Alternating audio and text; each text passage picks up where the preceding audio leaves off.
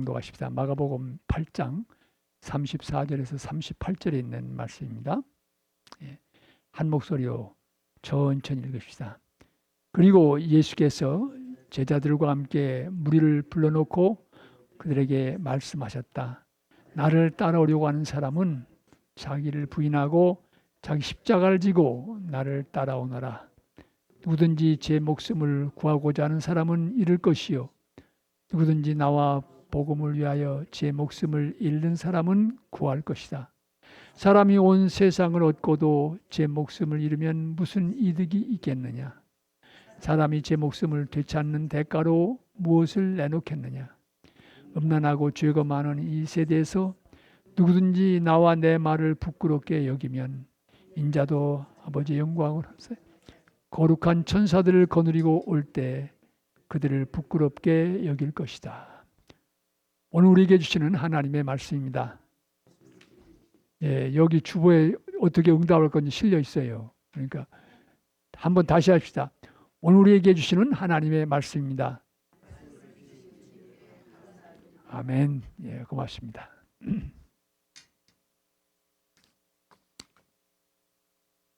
여러분 한 주간 동안 평안하셨습니까?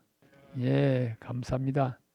지난 3월 5일 애쉬 웬스데이 재해 수요일에서부터 시작된 사순절 기도 이제 정점을 향해 나아가고 있습니다. 오늘은 예수님께서 지상에서 마지막으로 보내신 한 주간의 첫날 종려 주일입니다. 오늘부터 아까 말씀드린 것처럼 고난주간, 영어로는 홀리위크가 시작됩니다. 이 뜻깊은 주일에 주님 전에 나와서 예배드리신 여러분 한 분 한 분 위에 살아계신 우리 하나님께서 주시는 은혜와 평강이 충만하게 임하시기를 진심으로 기원합니다. 예수님께서는 유대인의 최대 명절이라고 할 수 있는 6월절을 앞두고 오늘 어린 나귀를 타시고 군중들이 호산나 외치는 가운데 예루살렘 성에 들어가셨습니다. 그래서 호산나라고 하는 말은 우리를 구원하소서라고 하는 그런 의미를 갖습니다. 예수님께서는 이 고난주간에 예루살렘 성전에서 먼저 이제 성전을 정결케 하시죠. 장사꾼들 다 내몰고 이 집은 아버지께 기도하는 집이라면서 성전을 정결케 하시고 또 이 일을 통해서 제사장, 서기관들과 논쟁을 하기도 하시고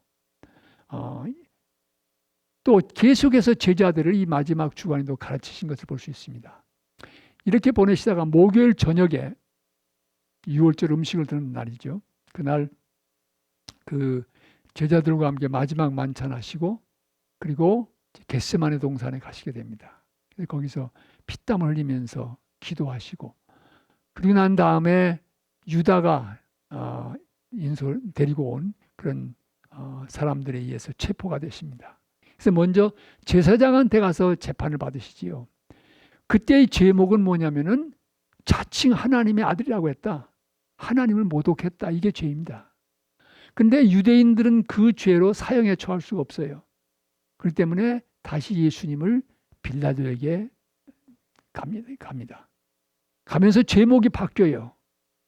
우리 법에 따르면 이 사람은 신성모독죄로 마땅히 처형해야 되는데 그게 안 되니까 이 사람은 자칭 왕이라고 했다. 유대인의 왕이라고 했다. 정치적인 제목을 거는 거예요.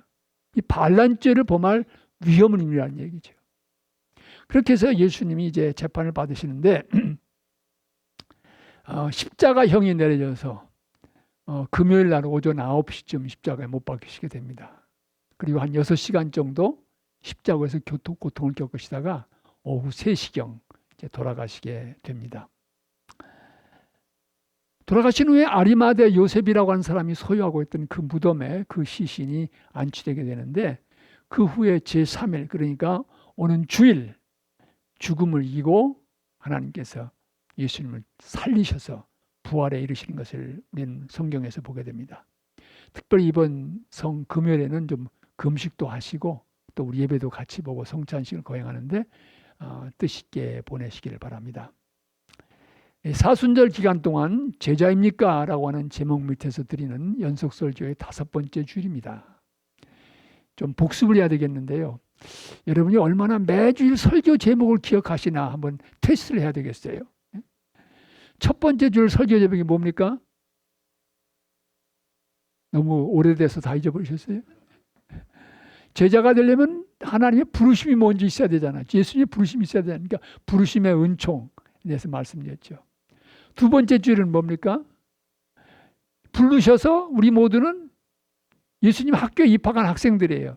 제자 학교에. 그래서 두 번째는 그리스도의 학교 제목으로 말씀드렸고, 세 번째 주일에 드린 말씀은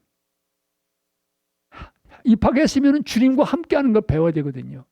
그래서 말씀드린 게 우리에게 기도를 가르쳐 주십시오. 제자들의 부탁을 가지고 기도해야 한다는 말씀드렸습니다.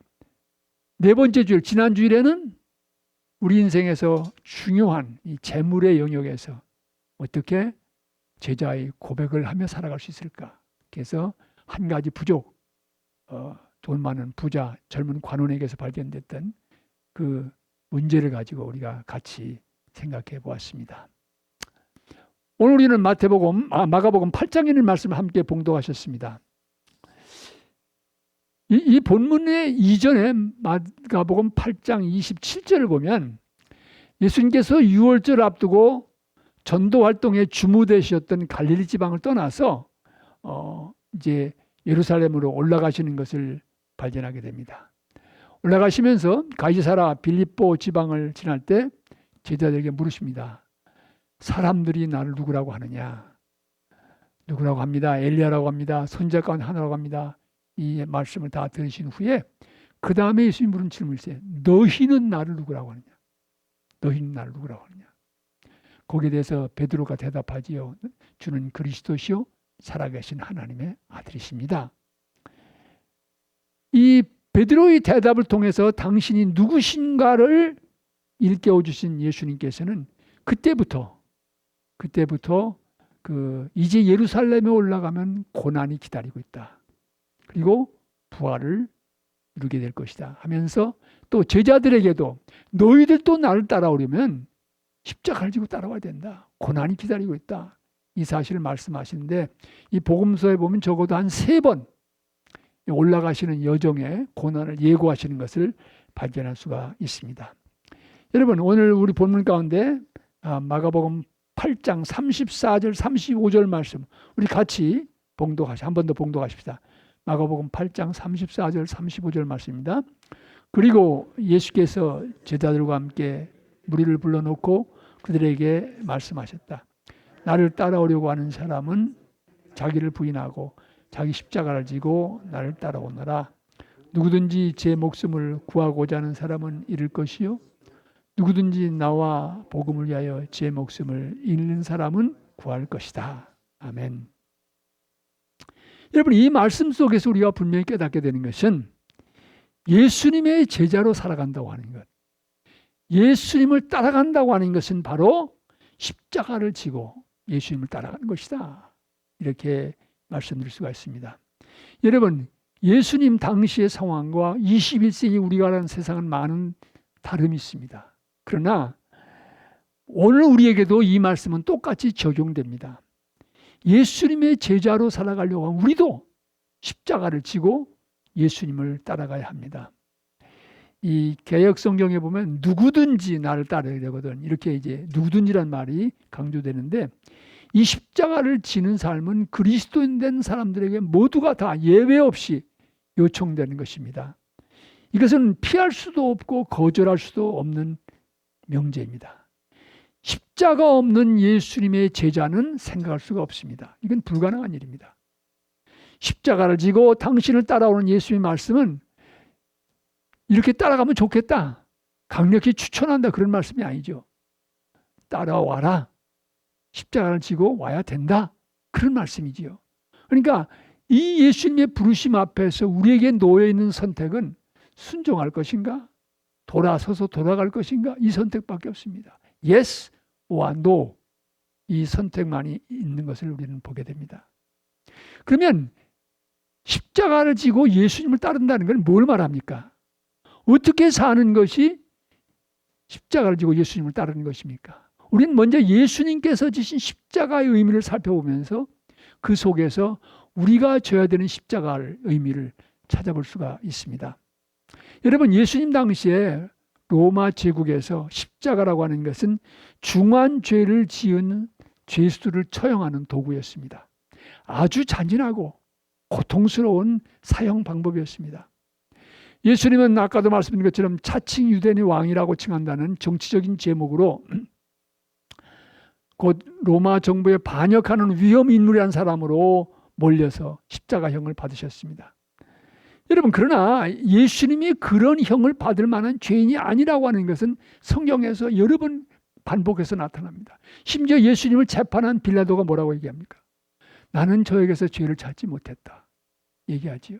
그러나 유대인들은 십자가에 못 박으십시오 이렇게 외치는 것을 보게 됩니다. 또 보면은 빌라도가 얘기했을 뿐만 아니라 또 십자가에 달려있던 강도도 얘기합니다. 너와 나는 죄 때문에 여기 왔지만 이 사람 죄가 없는 분이다. 또 십자가형을 집행하던 백부장도 뭐라고 얘기합니까? 예수님의 고난당하시고 돌아가시는 모습을 보면서 이 사람은 참으로 하나님의 아들이다 이렇게 증언하는 것을 보게 됩니다. 여러분, 예수님의 십자가는 자신의 죄 때문이 아니었습니다. 그분은 십자가형에 처해질 만한 죄를 범한 적이 없어요. 예수님의 십자가는 그러나 하나님의 놀라운 뜻이 담겨져 있습니다. 그분의 억울한 죽으심에는 우리를 향한 하나님의 놀라운 사랑이 담겨져 있습니다. 예수님의 죽으심은 바로 우리가 져야 될 십자가를 대신 지시는 대속적인 죽음이었습니다. 예수님의 죽음 앞에서 성소의 휘장이 둘로 쪼개졌다는 마태복음 27장 51절의 말씀은 대단히 중요한 의미를 갖습니다. 예수님께서 십자가에서 자기 몸을 찢으심으로 하나님과 인간 사이에 막힌 장벽을 무너뜨리시고 아버지 앞에 나아갈 수 있는 길을 열어주신 것입니다. 예수님의 십자가는 바로 인생과 역사를 구원하는 그 문을 열어주신 것으로 우리는 이해할 수 있습니다. 그러기에 사도 바울은 그의 전도행과 편지에서 사실은 그리스도의 십자가를 자랑하겠다고 외치고 있습니다. 요즘은 십자가로 목걸이도 만들고 아름다운 장식도 많이 만들지만 사도 바울 당시에는 십자가는 생각만 해도 끔찍하고 생각만 해도 소름이 돋는 그런 흉물이었습니다. 그런데 이런 상황에서 나는 십자가를 자랑하겠습니다 하는 바울의 외침은 보통 용기 있는 고백이 아닙니다. 여러분, 제가 그 교도소에서 사형수들에 처하는 그 올가미 있잖아요. 교수형 처할 때. 그거 가지고 나는 이 올가미를 자랑하겠습니다. 그럼 여러분 어떻게 느끼시겠어요? 예? 그거 비슷한 거예요. 근데 바울이 그렇게 외칠 수밖에 없었던 것은 바로 십자가의 은혜, 십자가에서 돌아가심 속에 담겨진 예수님의 구원의 은혜에 대한 분명한 체험과 고백이 있었기 때문에 이런 담대한 증언이 가능했습니다. 이제 우리 21세기 제자는 우리들에게 돌아옵시다.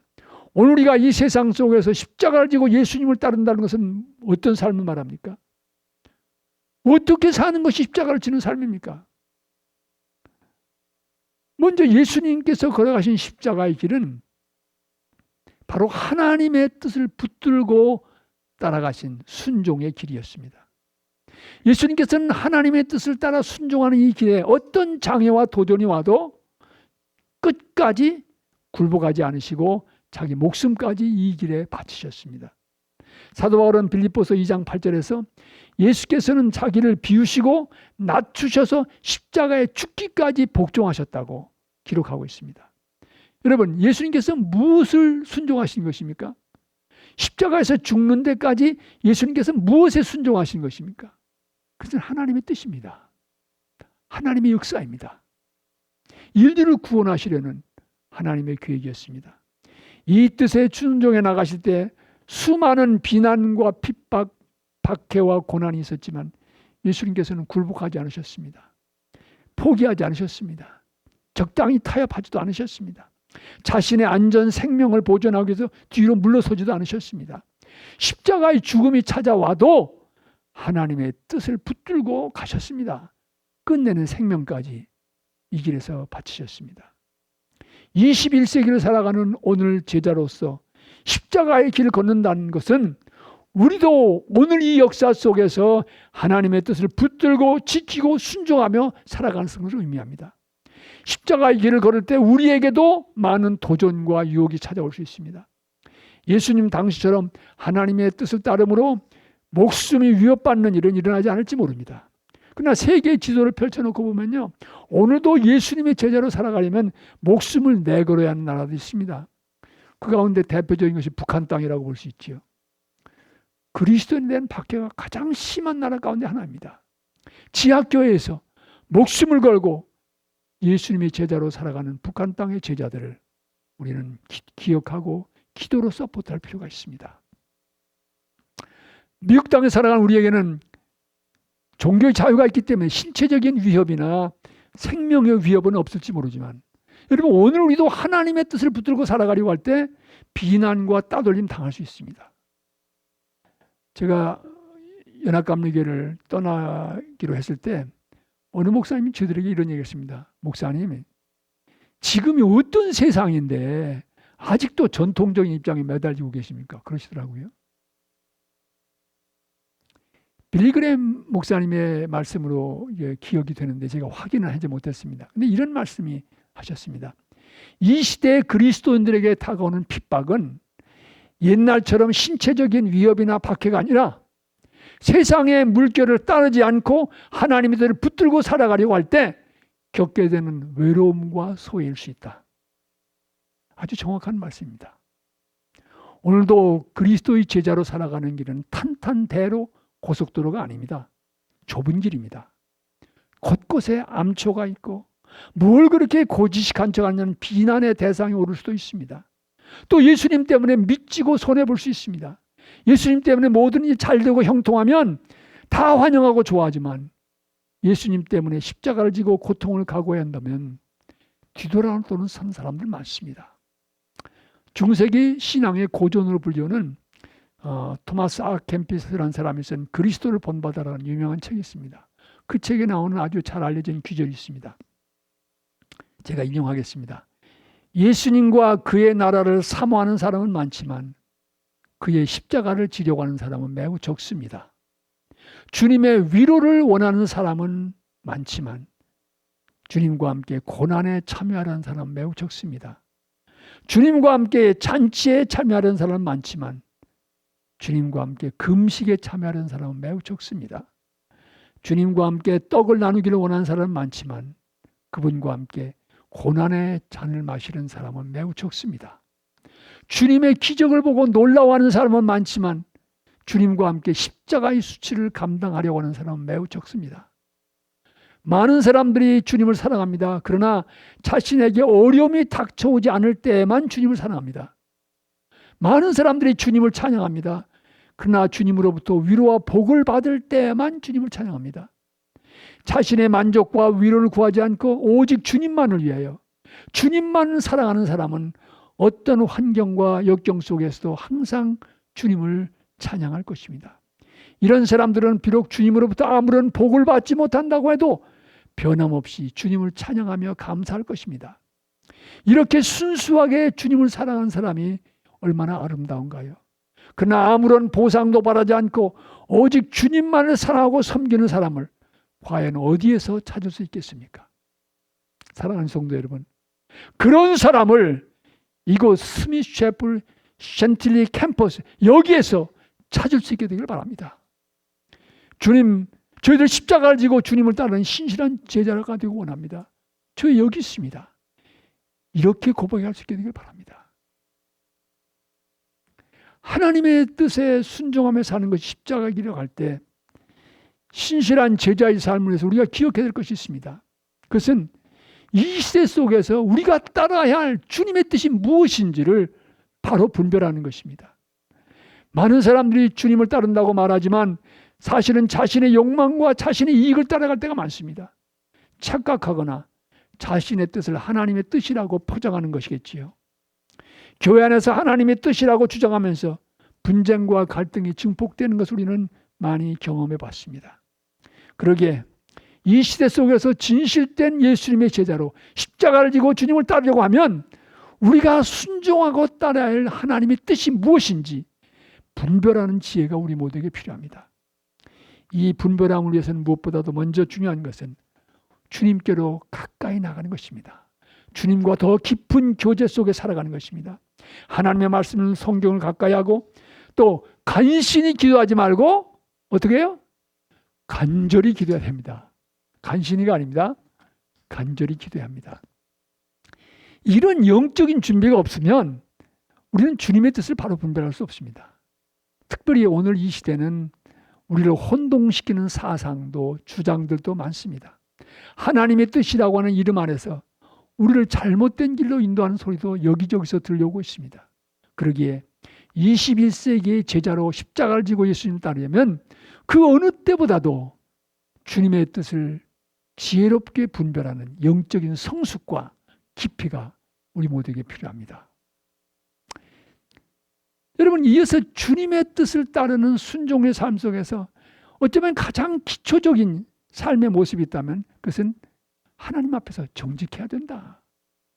아주 심플하게 그렇게 말씀을 드리고 싶습니다. 왜냐하면 21세기 그리스도의 제자인 우리가 모두가 하나님 앞에서 살아간 사람들입니다. 하나님의 눈을 피해서 도망가서 숨을 곳은 어디도 없습니다.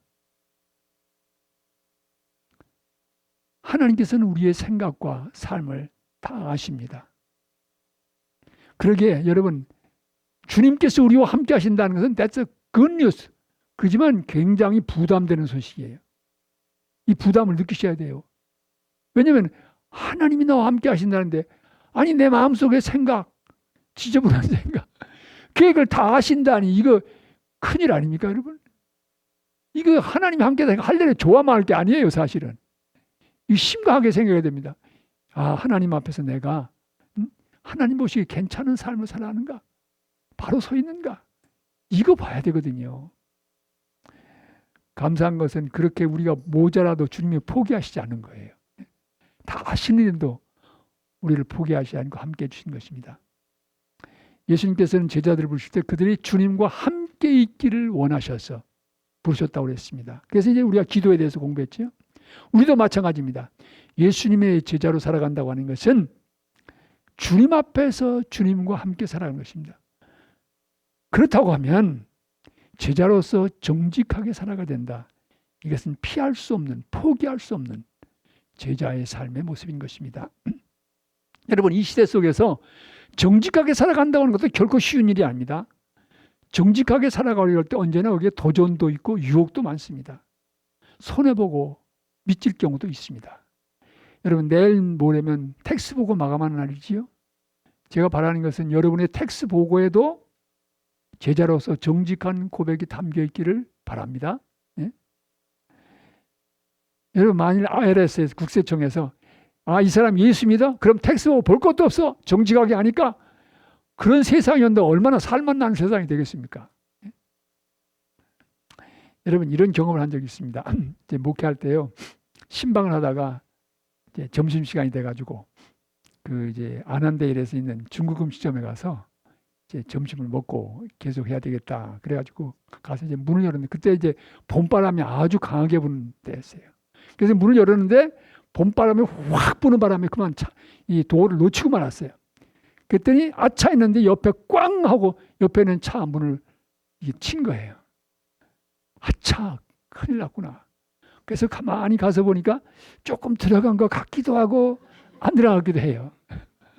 그래서 먼지를 다 이렇게 지우고 보니까 여전히 조금 들어간 것 같기도 하고 안 들어가기도 하고 그래요. 이 안에서 이제 갈등이 생겨요. 야, 주인한테 얘기해야 되나 말해야 되나. 내가 며칠 전에 라이브러리에 제 차를 바뀌는데 누가 치고 갔거든요. 아무 인포메이션 안 남겨놨어요. 그러니 그냥 갈까? 뭐 본 사람도 없는데 그런 생각이 들더라고요. 제 마음속에 어떤 생각이 있겠어요? 야, 네가 목사냐? 예? 뭐 교인들 보고 정직하게 살라고 하면서 너 이거 그리고 인슈런스 프리미엄 조금 올라가는 그 돈 때문에 내 양심을 팔 거냐? 이런 도전이 오는 거예요.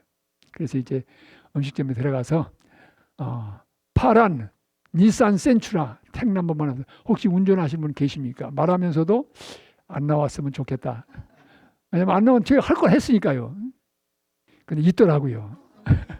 그래서 잠깐 보자고.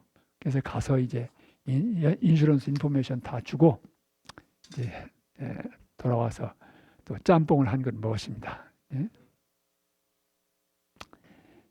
이 정직하다고 하는 게 이게 도전이 있습니다. 이게 쉽지 않습니다.